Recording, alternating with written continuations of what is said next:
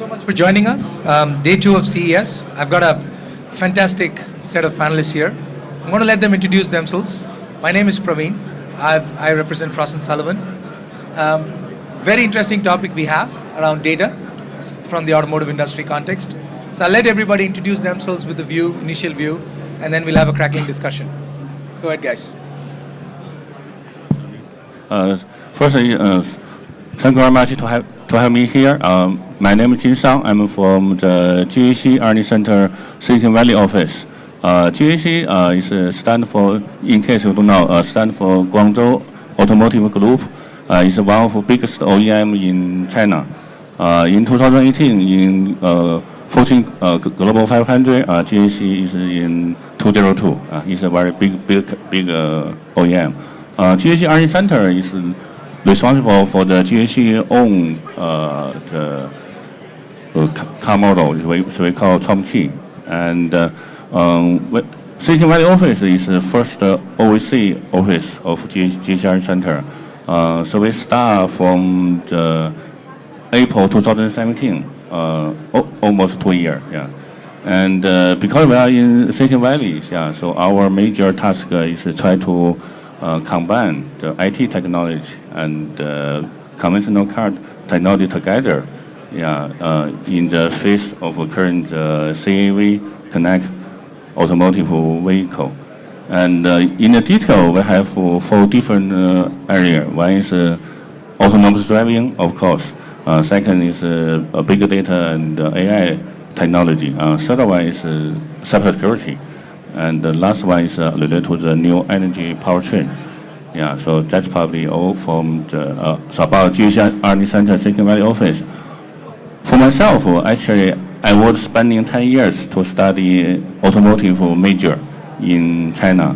But when I come to the States, I changed to the IT industry. Before I joined the GAC, I spent 16 years working in Silicon Valley, mainly in networking security areas. I almost work at each of the biggest company in security area in Silicon Valley. Yeah. Does that company have a name? For example, Juniper, Fortinet, Sonic Wall, Netscreen, and also other company. Yeah. So yeah. Thank you. Hi, I would like to thank Mahbubul and Trillium for having me on the panel. It's great to be with a lot of the colleagues that I've already known before. I'm Ravi Puvvala, founder and CEO of Savari. Savari is a V2X company, which stands for Vehicle to Everything Communications.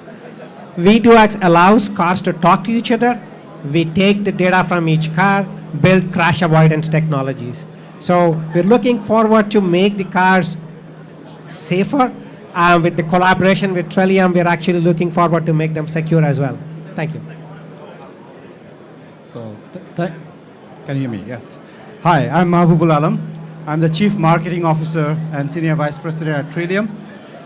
First of all, I want to thank all my guests and panelists and for the audience for being here.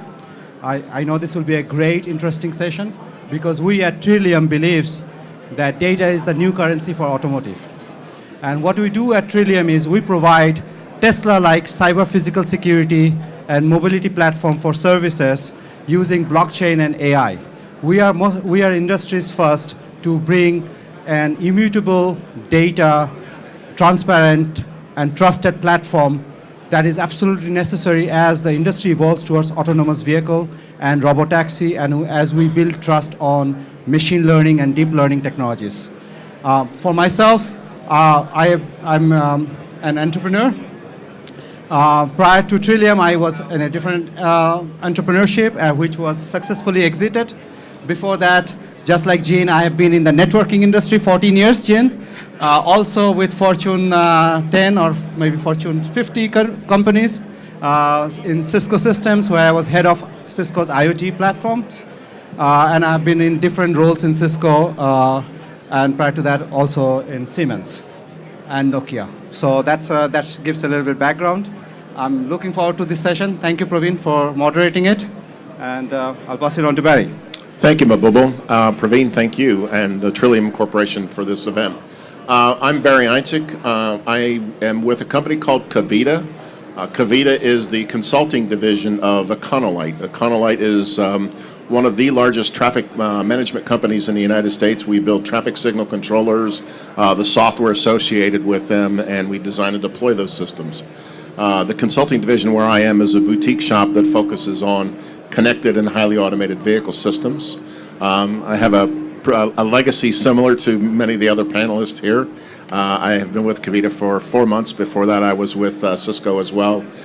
Built their transportation practice and stabilized and relaunched the connected and automated vehicle systems portfolio. Our interest in this area is how can we build a data architecture that can be used by all modes of transportation? And of course, as we build that data architecture, security and trust have to be at the root of all of that. Roger Lanctot, Director of Automotive Connected Mobility for Strategy Analytics, and looking forward to participating in the panel.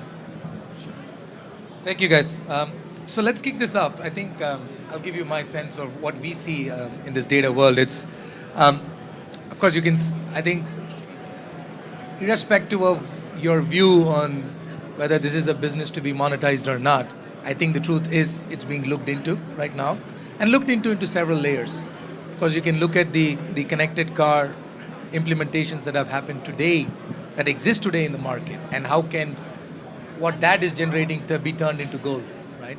And then, of course, everything that's coming, the autonomous onslaught and whatever, whether you call it the shuttle farm, robotaxi farm, level 3, OEM platforms, all of that. So I think one thing through our conversations with OEMs and with a lot of the community is there is potential, but I think security, consent management, privacy, all of that is like way out of their league, right? So, or way out of their competencies. So I'd like to start maybe with either of you. I probably will start with you, Mahbubul, given your outside of the industry context. Like, where do you see this right now through your interactions? Wait, before Mahbubul comments, sure. Can you clarify, and this is important because we get in these conversations sure. in the industry all the time, are you talking about monetizing or business models built around vehicle-to-vehicle communications, or are you talking about basic telematic cellular connections? So I'm essentially talking about every data that the vehicle can generate. Telemetry data, location data, my data, your data, everything. Once that connected machine is out on the road, even like that's why I said the autonomous driving context is... Well, the only reason I'm asking, it's actually quite a controversial issue because sure. a lot of the executives who have been around the V2V DSRC side of the conversation for 10, 15 years, however long, have always wanted there to be a business model, and so that it wasn't just collision avoidance, that there were other applications that could run on that layer, that sure. that connectivity proposition. Sure. So that's why I was asking the question. No. So all encompassing. So that's my view. So that's why I think the view was, what should we start looking at first? What is imminent and what is like a little lesser down the road, right? So maybe I'll start with you on that. Yeah, let me take a shot at this, okay? So the way we look at industry is that industry has 3 inflection points. These are architectural inflection points. There is a connected vehicle, there's an electric vehicle, and there's an autonomous vehicle. And the challenges of each one of them are very different. Whereas in the connected vehicle, it could be more enticing the consumer with maps and infotainment and conversational AI like Alexas and so on.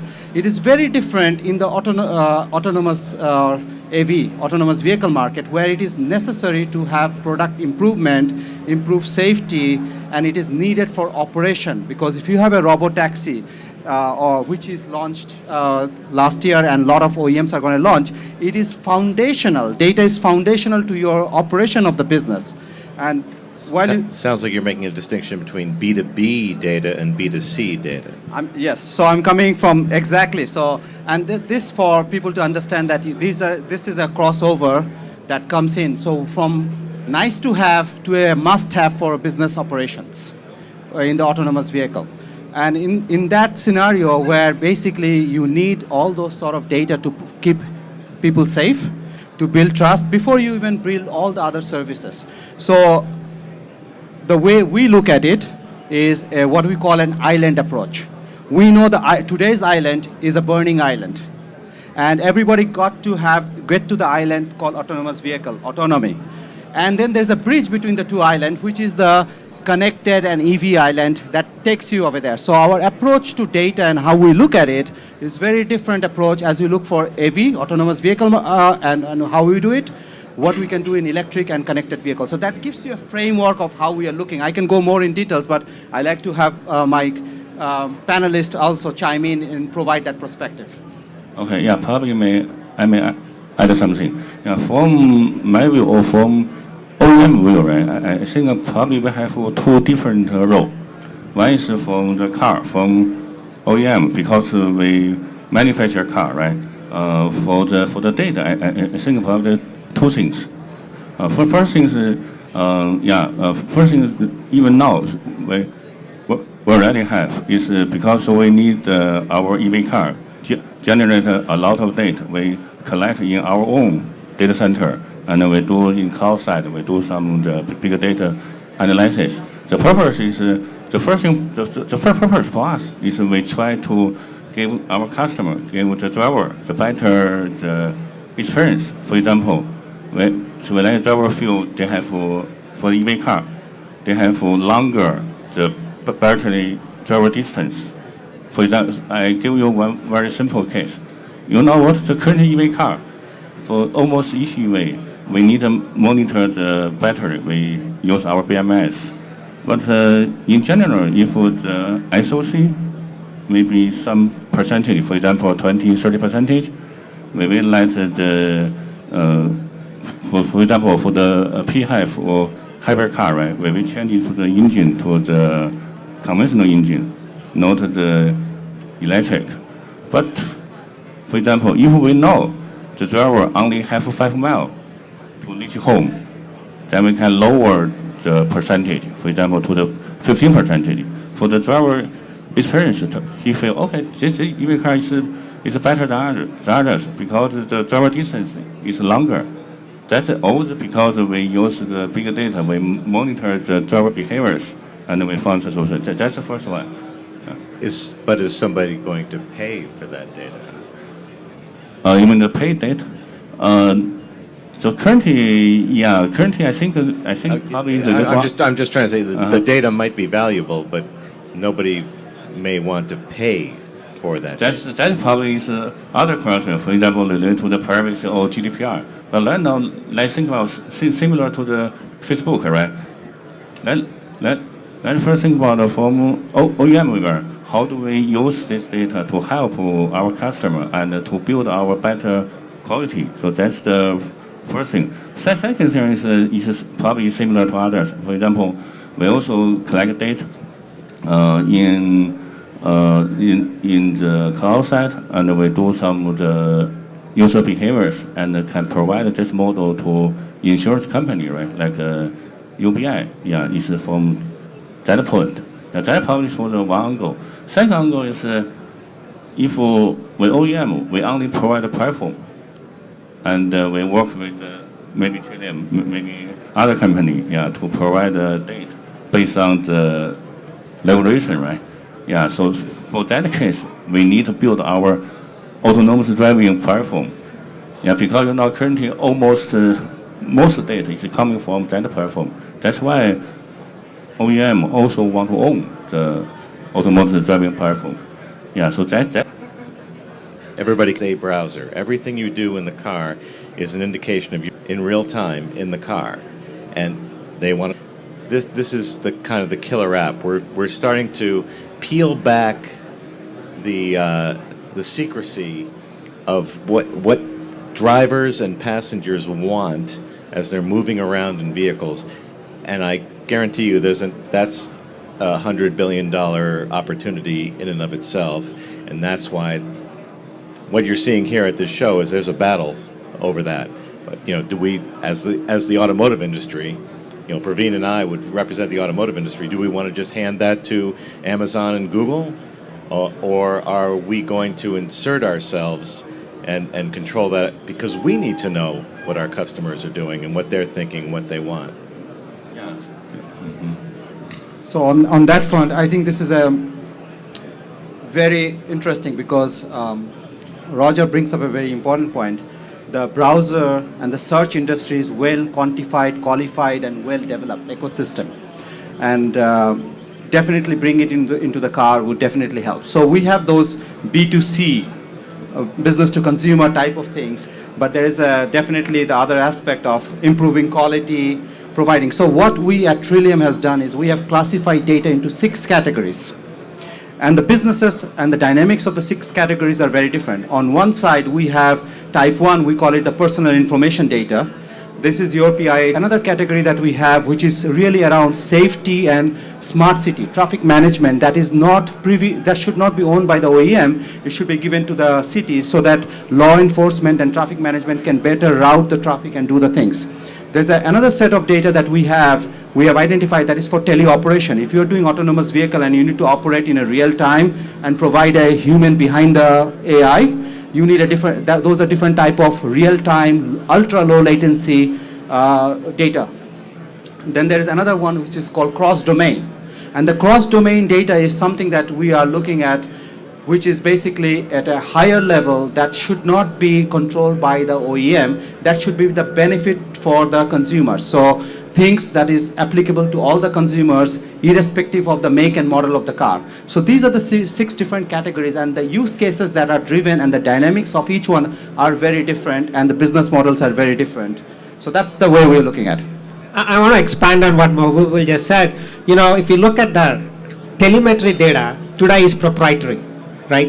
One of the things that V2X has done is to standardize the data exchange format between cars and the infrastructure, right? So if we are looking at creating a universal framework about what data could be used between smart cities, between auto OEMs, you cannot do it unless there is a standardization framework. So one of the achievements of V2X, more than the radio technology and the safety, is actually the common data language that everybody can understand. And, you know, so that forms the basis of, you know, how we can build applications and algorithms. The first application is definitely safety, right? We look at crash avoidance, but it also creates the scenario about what this data could be utilized from making the different levels of automation, level 2 to level 3. That's where when the autonomous cars start to rely on this data, they have to define the security boundaries and say, hey, if I'm trying to accept the data, I'm no longer autonomous, I have a dependency outside of my car, but I need to do it in a secure, contained environment,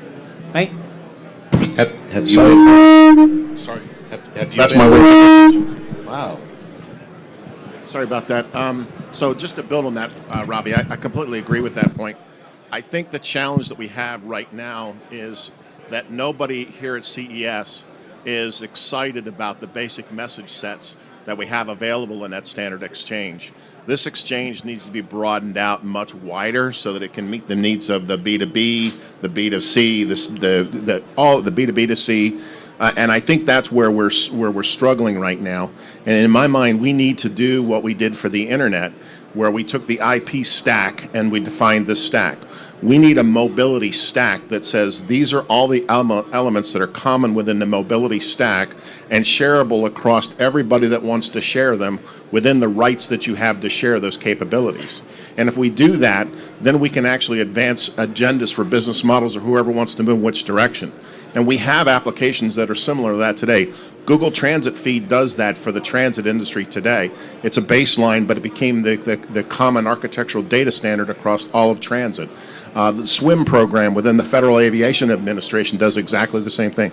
So we can build these type of capabilities, but it's a broader set of standards across exactly what you said in the exchange. Sorry, Roger, never meant to Yeah, cut you off. probably I add one point. As I think the things about there are 2 things related to the AI. One in AI, one is called common ground, another is called closed domain. Because when we talk about the closed domain, which means we need to build a common interface, but also concern about the privacy.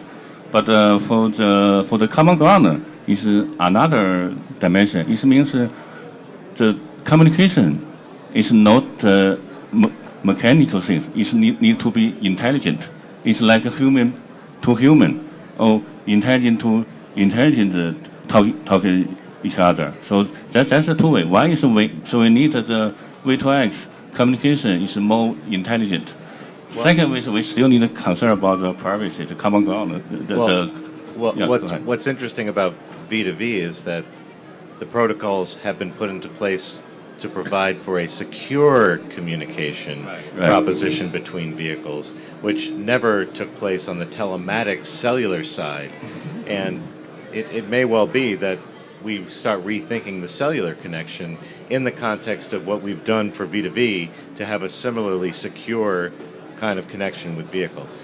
So the protocol also does not prohibit you to exchange the same data format over cellular, right? I mean, we have two forms of cellular V2X, which is direct communications and also going over the network, right? But if we allow the same data format to be exchanged, that becomes the common ground, and it also allows, the protocol also has inherent strength, which is it protects the privacy of the users, the drivers, because there is nothing, the data coming out of the car can be correlated to the driver, right? That's very important. The second thing is that when we aggregate the data for smart cities or smart infrastructure, we can make a lot of improvements in terms of how the traffic flow can happen, right? So there's a lot of good foundation that can be built in tops of, how the data getting collected, how the data is getting generated. But I think the most interesting part is that how do we take, advantage of the existing telematics cloud where we have 40 million vehicles today that are capable to connect to the network, right? And the data format coming from these cars is proprietary. If V2X can change that mechanism, how telemetry data can be based on V2X, then we have a common ground about how the business models can be built and who is the beneficiary and who's paying for it. Very interesting. I just want to switch gears slightly. So, to your point, starting with your point, sorry, I think this entire data game, of course, you can talk about where Alexa, where Google will start, where Google will end. But trust me, if you start looking at Amazon, they sell motor oil today. They sell maintenance packages. They've started selling cars online in the UK. To me, and ultimately, it's whether it's Alexa or Google, customers will decide. And that's what is happening in the home environment. Customers have already given a verdict. They love it. They interact with it. And so what they do with it is, of course, that comes later. That's the behemoth that comes later, inside the car. So I think to your point, and of course I love your views, is what should an OEM be prepared for to stay relevant? And I ask that because, okay, you can take pieces of OEMs today like GM. They're trying some experiments. Of course, revenue-based experiments, trying to make money out of it, not just float this around as an experiment. So how do you think OEMs should be prepared? Of course. I would like everybody to point out is a great book called $0 Car. It was written by one of the ex-CEOs of Ford. He talks about like how you can build a car for free. I mean, I think it's an extremely wild idea, but it's got the tentacles about like if the car is generating terabytes of data, there should be somebody willing to pay for it. Eventually, that means the car, you can drive it for free, right? Okay, I gave that book a lovely review, and I like John Ellis, and I think it's a very important perspective. But I think what we're seeing here with Alexa and Google Voice, but mainly with Alexa, is the integration of voice with safety. So when I rent a Subaru, which has lane keeping, and I don't signal my turns, and I'm fighting with the steering wheel, why can't Alexa tell me, you failed to signal, and we're trying to correct your path because you're straying from the lane? Alexa is being integrated, so you can see that in the Electrobit booth, with safety systems. And they're talking about building Alexa into the human-machine interface, the HMI, for level 3 autonomous driving systems to help you understand where you can drive, where you can't do autonomous driving, when you have to take control, so that it isn't just images on the screen.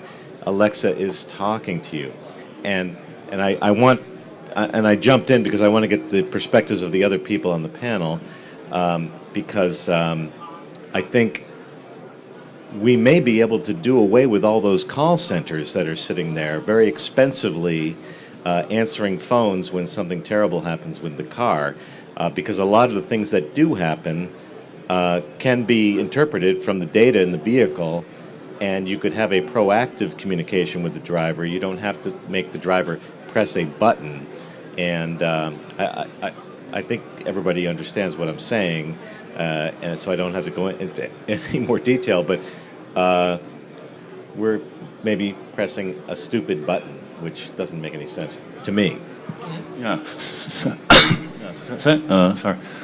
Yeah, so I think that's, is a very confused question. For example, so we want the car more intelligent, which means the car should know you better, which means car may know your some privacy, some behaviors. But suppose the purpose is to let you be happy or get more things.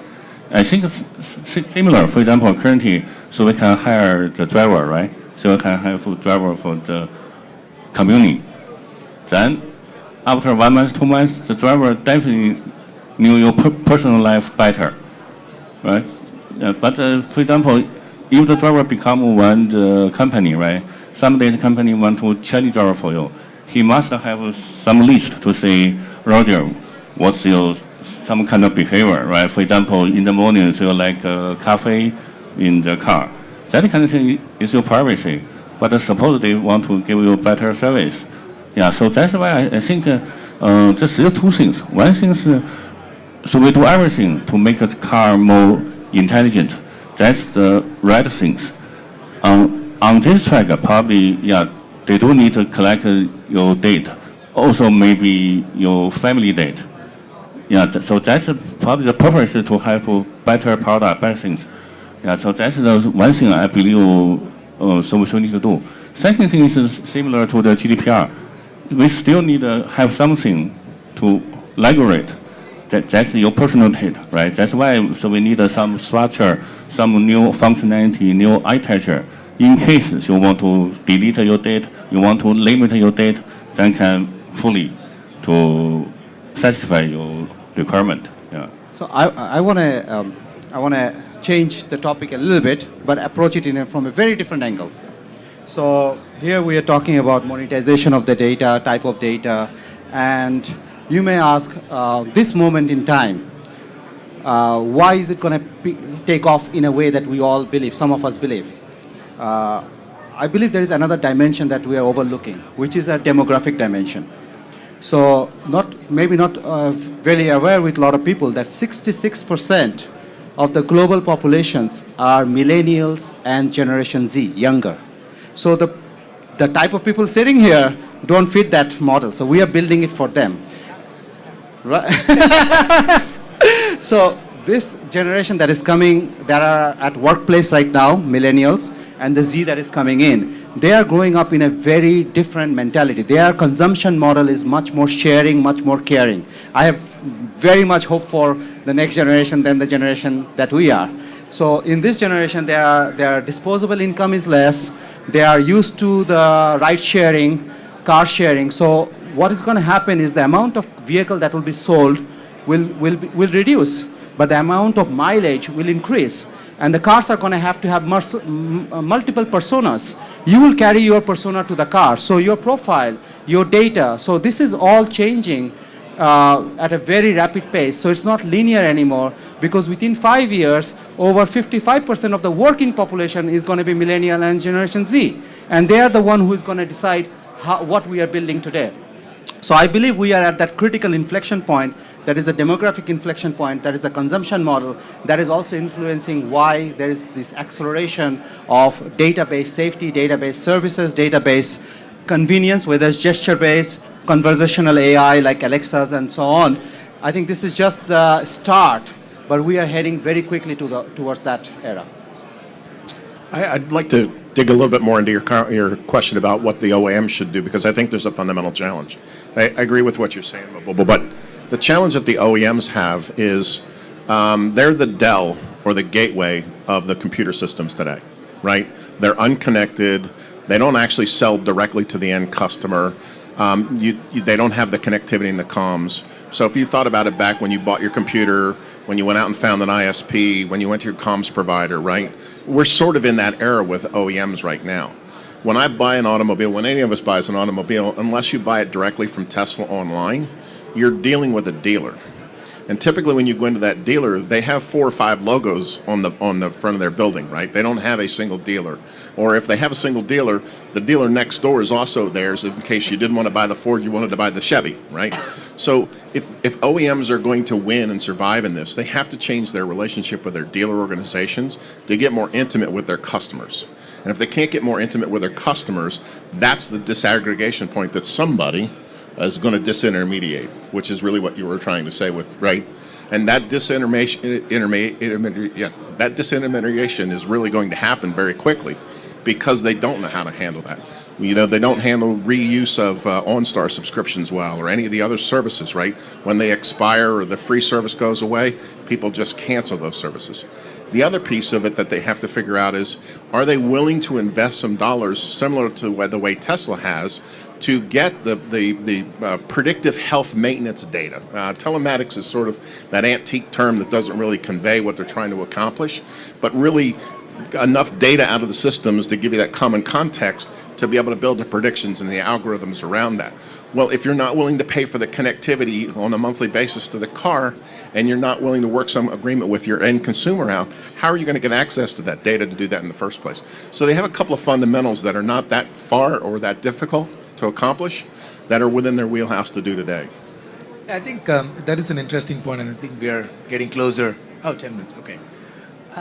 Because I think the way to look at it, one way to look at it might be also, so to your point of batteries, electric vehicles.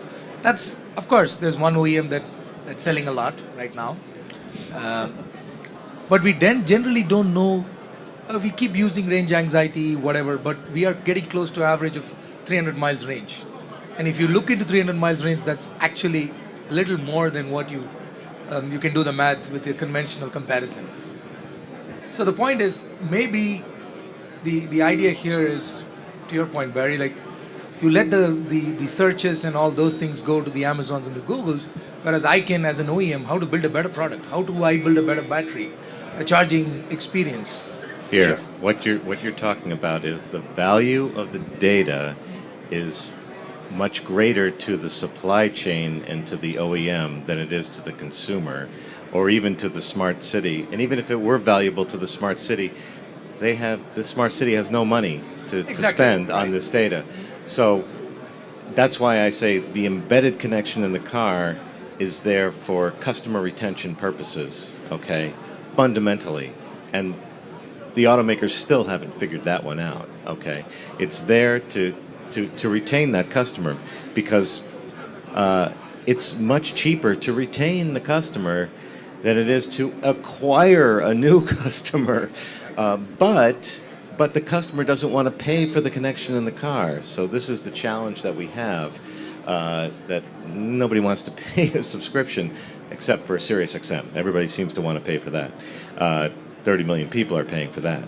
But the data is the fundamental value is there from a standpoint of retaining the customer, understanding how the vehicle is performing, understanding the electric vehicle performance, where the charging stations need to be. Is there any degradation? I understand there isn't actually very much degradation in the battery.